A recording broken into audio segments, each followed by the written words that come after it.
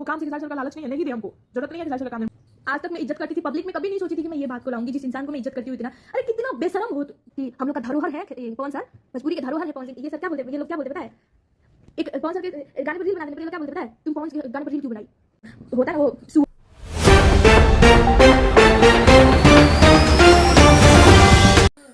तो नमस्कार दोस्तों, आज हम बात करने वाले हैं पवन सिंह के गाने पे वायरल हुई सौम्या पोखरेल, जो कई दिन पहले कह रहे थे कि हम पवन सिंह को नहीं जानते। आज वही सौम्या पोखरेल ने खेसारी लाल को बहुत ही भला बुरा कहते हुए कहा कि तुम दोगले और ऐसा करते हो, जो कि पवन सिंह के गाने पे तुम रील्स क्यों बनाती है, जो कि वो अपने खुद मुंह से कही है। और वही सौम्या पोखरेल आज पवन सिंह के गुण गाते हुए नजर आई है, क्योंकि सौम्या पोखरेल ने खेसारी लाल को बहुत बड़ी चेतावनी दी और सौम्या पोखरेल को खेसारी लाल यादव ने धमकी भी दिया है, कहा कि अब तुम भोजपुरी इंडस्ट्री में काम करने लायक नहीं। लेकिन दोस्तों, असल में भोजपुरी गाने से रील्स बनाकर सौम्या पोखरेल वायरल हुई, तो आज भी पवन सिंह के गाने पे ही रील्स बना और कुछ लोग उसे भला बुरा कर रहे हैं, धमकियां दे रहे हैं। और उन्होंने कहा था कि आज पब्लिक प्लेस में हम कुछ नहीं कह रहे थे, इसी कारण चुप रहे थे, लेकिन तुम इससे घटिया, तुम्हारे जैसे घटिया इंसान आज तक मैंने कभी नहीं देखा है। क्योंकि सौम्या पोखरेल ने आज साफ कर दी